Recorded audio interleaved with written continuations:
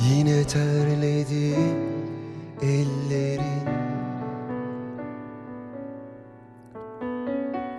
Niye yüzüme sürmedin? Ben bir günah işledim. Yalnız seni istedim. Güzel kız, özel kız, İster sev, ister kız. Güzel kız, özel kız,